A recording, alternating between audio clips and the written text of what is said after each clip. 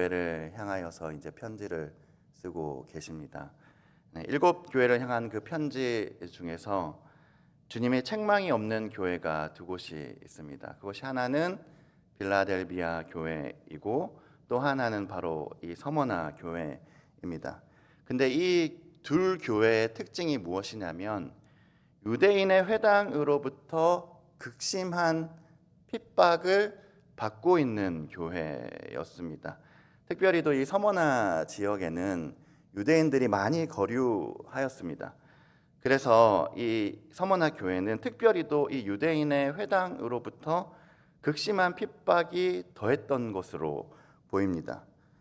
그런 이 서머나 교회에게 주님은 책망보다는 격려를 하고 계십니다.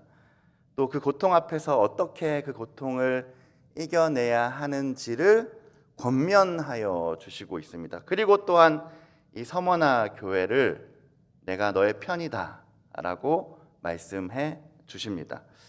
주님이 그렇게 서머나 교회에게는 책망하지 않으시고 칭찬하시고 격려하시는 이유가 무엇일까요? 주님께서 이 서머나 교회를 너무나 잘 알고 계셨기 때문입니다. 그 서머나 교회가 필요한 것이 무엇인가를 주님이 아셨기 때문입니다. 그래서 주님은 그 서머나 교회에게 책망보다는, 훈계보다는, 그리고 아픈 말보다는 격려와 칭찬과 위로를 더하셨던 것입니다. 그래서 이 서머나 교회의 특징은, 이 서머나 교회를 향한 편지의 특징은 무엇이냐면 주님께서 반복적으로 내가 알고 있다, 내가 알고 있다 라고 말씀을 하십니다. 주님이 안다고 하십니다. 주님이 서머나 교회를 알고 있다고 하십니다. 주님은 그렇게 교회의 상태를 세밀하게 알고 계십니다. 민감하게 알고 계시고 그 상태에 맞게 편지를 쓰고 계십니다. 또한 그 서머나 교회는 그 고통 속에서도 교회를 향하여 하시는 주님을 서머나 교회 역시 알고 있었습니다. 그러니 주님은 서머나 교회를 알고 서머나 교회도 주님을 아는, 서로 알고 있는 그런 관계였습니다. 그렇게 서머나 교회를 아시는 주님은 그 서머나 교회에게 딱 필요한 말씀을 주셨습니다. 사랑하는 여러분, 우리에게도 주님께서요, 우리의 상태를 아시기 때문에 딱 말씀을 주십니다. 그리고 그 말씀을 듣고 우리의 삶을 이겨내고 또 우리의 삶 속에서 회복되게 주님이 하십니다. 우리를 아시는 그 주님께서 서머나 교회에게 편지를 쓴 것처럼 우리에게도 동일한 편지를 쓰시기를 바랍니다.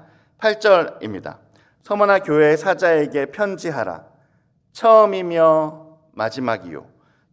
죽었다가 살아나신 이가 이르시되, 이 고통받는 서머나 교회를 향하여서 편지의 서두에 주님이 나는 죽었다가 살아나신 이라 라고 말씀을 하십니다.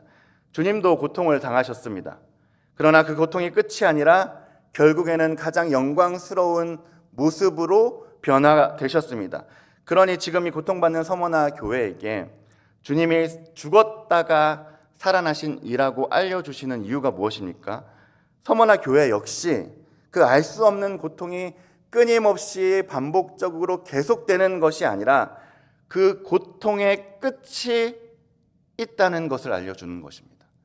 너희가 끝까지 고통당하는 것이 아니라 그 끝에는 승리와 영광이 보장되어 있음을 알려주고 있는 것입니다. 서머나 교회 역시 고통당하나 결국에는 주님처럼 반드시 영광스럽고 승리하는 교회가 될 것이라고 알려주는 것입니다. 불확실함 속에서 끝까지 고통받아라, 나중에 어떻게 되는지 모르겠다, 그렇게 말씀하시는 것이 아니라 끝에는 반드시 승리와 영광이 있으니 서머나 교회야, 나처럼 너희가 따르는 그 주님처럼 끝까지 나를 따르라 라고 말씀하시는 것입니다. 그리고 그 끝에는 서머나 교회 역시 주님처럼 영광을 받을 것입니다. 그래서 그 주님은 서머나 교회에게 자신이 누구인지 밝히며 편지를 시작하고 있습니다. 9절입니다. 내가 내 환난과 궁핍을 알거니와 실상은 내가 부요한 자니라. 자칭 유대인이라 하는 자들의 비방도 알거니와 실상은 유대인이 아니요 사탄의 회당이라. 주님이 정확히 세밀하게 이 서머나 교회의 상태를 찝어주고 있습니다. 그리고 아신다고 하십니다. 내가 너의 환난도 알고 있고, 내가 너의 궁핍함도 알고 있고, 네가 얼마나 비방당하는지도 알고 있다라고 하십니다. 우리의 고통을 혼자 짊어지는 것이 아니죠. 늘 우리는 나 혼자밖에 없다, 내가 이것을 어떻게 짊어질까라고 생각하며 살아갑니다. 그러나 주님이 서머나 교회에게 말씀하시듯이 우리에게도 말씀합니다. 내가 알고 있다. 네가 어떤 환난을 당하는지 알고 있다. 네가 얼마나 고통당하는지 알고 있다. 너의 궁핍함을 알고 있다. 너의 비방당함을 내가 알고 있다. 네가 누구에게 조롱당하는지를 알고 있다. 다 알고 있다라고 주님이 말씀을 하십니다. 늘 우리는 혼자인 것 같습니다. 주변 사람들의 위로를 듣습니다. 그러나 그 위로하는 자가 또 뒤에서 우리를 비방합니다. 그런 상황 속에서 혼자 있고 그 고통을 견디기가 힘이 들고 그 궁핍함 역시나 말할 수가 없습니다. 그러나 그 모든 상태를 주님께서 아신다고 말씀하십니다. 한 번뿐만 아니라 두 번이나 연속해서 강조하며 주님이 서머나 교회에게, 고통당하고 있는 그 서머나 교회에게 내가 알고 있다라고 말씀하십니다. 그 이유도, 그 원인도 다 알고 계십니다. 그들이 이러한 환난과 궁핍과 비방을 당하는 이유가 무엇입니까? 그것은 유대인의 고발 때문이었습니다. 그 유대인은 신령한 척을 합니다. 거룩한 척을 합니다. 그러나 그들을 비방하고 뒤에서는 고발합니다. 그래서 그들의 실상을 아시는 주님께서 그들을 무엇이라고 부르냐면, 실상은 거룩해 보이나 너희가 신령해 보이나 사실은 그들은 사탄의 회당이다, 사탄의 모임이다 라고 말씀을 하십니다.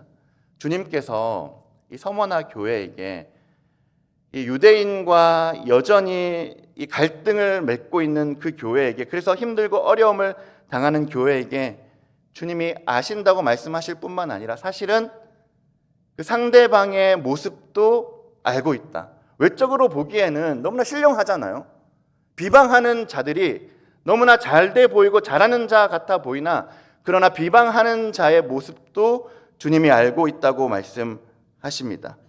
그리고 그들은 사탄의 회당이라고 말씀하십니다. 그러나 서머나 교회는 무엇이라고 말합니까? 서머나 교회는 비방받고 환난당하고 궁핍한 자 같으나 실상은 부요한 자다라고 말씀을 하십니다. 주님은 그래 알고 있다라고 끝내는 것이 아니라 정말로 진실하게 너희가 어떤 자인지를 알려주십니다. 너희는 가난한 자 같으나 궁핍한 자 같으나 그러나 부요한 자다라고 말씀을 하십니다. 그 환난 속에서 서머나 교회는 주님을 만나게 됩니다. 그 궁핍함 속에서도 서머나 교회는 주님이 누구인지 보게 됩니다. 그 영적 부요함을 서머나 교회가 누리게 됩니다. 사랑하는 여러분, 한 번씩 이런 생각이 들 때가 있습니다. 한 번도 환난을 겪지 않은 자가 어떻게 주님을 알 수 있을까? 한 번도 누군가의 비방을 듣지 않은 자가 어떻게 주님을 알 수 있을까? 한 번도 배고프지 않고 한 번도 궁핍함을 겪어보지 않은 자가 어떻게 주님을 알 수 있을까? 믿음이란 무엇일까? 믿음이란 환난 속에서도 주님을 바라보는 것이고, 믿음이란 궁핍함 속에서도 주님을 바라보는 것이고, 그 비방 속에서도 온전히 주님을 신뢰하는 것이 믿음인데, 그런 것을 한 번도 겪지 않은 자가 어떻게 주님을 안다고 말할 수 있을까? 그러나 이 서머나 교회는 그런 것을 겪으면서 주님을 알아갑니다. 그리고 주님이 서머나 교회에게 무엇이라고 말하냐면 그것이 부요함이다 라고 말씀하십니다. 궁핍함 속에서도, 환난 속에서도, 비방 속에서도 주님을 알아가고 주님의 칭찬을 들으며 주님의 인정을 받는 것이 영적 부요함이다 라고 말합니다. 우리는 무엇을 누리기를 원하며 살아가십니까? 안락과 편안함과 풍부함과 풍요로움을 누리기 원하지 않습니까? 물질의 풍요로움, 그런 것들을 누리기 원하지 않습니까? 그러나 주님께서 무엇을 칭찬하십니까? 그런 것들을 칭찬하는 것이 아니죠. 편안함을 누렸던 유대인의 회당들에게는 주님이 말씀하시죠. 너희는 사탄의 회당이다, 사탄의 모임이다 라고 말씀하십니다. 그러나 가진 것이 없으나 주님을 끝까지 바라보고 아는 자들에게는 주님이 영적으로 부요한 자다라고 말씀하십니다. 우리가 어떤 부요함을 누려야 하는지, 무엇으로 만족해야 하는지 주님이 알려주십니다. 서머나 교회처럼 영적 부요함을 누리는 우리가 되기를 바랍니다. 고통 속에서도 주님으로 인하여 기뻐하고, 힘듦 속에서도 그 주님으로 인하여 행복하고, 그래서 영적 부요함을 누리는 서머나 교회처럼 우리 교회가 되기를 바랍니다. 10절입니다. 너는 장차 받을 고난을 두려워하지 말라. 볼지어다 마귀가 장차 너희 가운데서 몇 사람을 옥에 던져 시험 받게 하리니 너희가 10일 동안 환난을 받으리라. 내가 죽도록 충성하라. 그리하면 내가 생명의 관을 내게 주리라. 지금 고난받고 있는 이 서머나 교회에게 장차 더 큰 고난이 있다고 말씀을 하십니다. 고난이 지난 후에 또 큰 고난이 오신다고 말씀해 줍니다. 주님은 이 더 큰 고난을 주면서 무엇이라고 말씀을 하시냐면, 그러나 네가 죽도록 충성하라. 그 고난 속에서도 죽도록 충성하라 라고 말씀하십니다. 믿음이란 여러분, 예수님을 믿는다는 것은 무엇입니까? 주님을 따른다는 것은 무엇입니까? 편안히 교회에 나오는 것이 아니라 끝까지 환난 속에서도 주님께 나와 충성하는 것입니다. 요한계시록은 나팔이 울려졌음을 알려주고 전쟁이 터졌음을 교회에게 선포합니다. 그리고 그 전장 속에서 누구를 따른 것일까 질문하는 것이 요한계시록입니다. 주님은 우리에게, 교회에게 말씀하십니다. 끝까지 죽도록 충성하라. 충성하는 자에게 생명의 면류관을 주겠다라고 말씀합니다.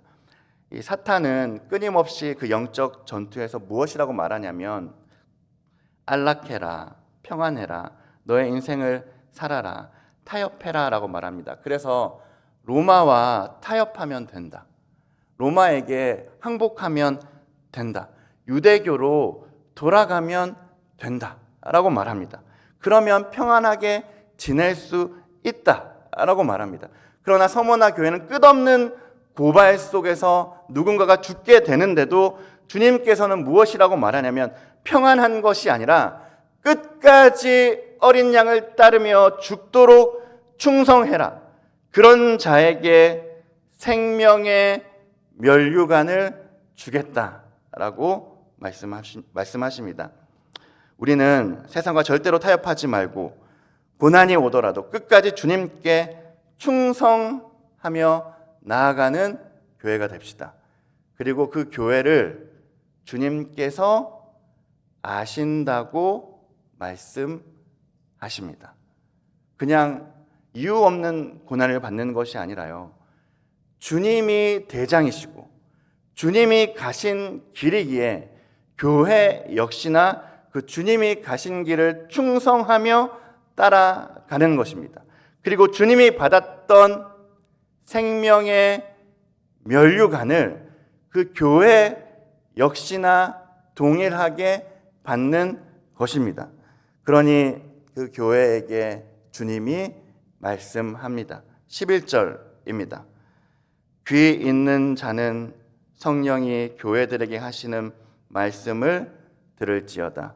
이기는 자는 둘째 사망의 해를 받지 아니하리라. 로마는 우리의 생명을 빼앗아 가나 주님께서는 우리의 영원한 생명의 주인 되십니다. 결국에는 영원한 생명을 주는 자는 주님이십니다. 이 시기에 세상을 따르는 자들이 아니라 주님을 따르는 서머나 교회처럼 우리 교회가 되기를 소망합니다.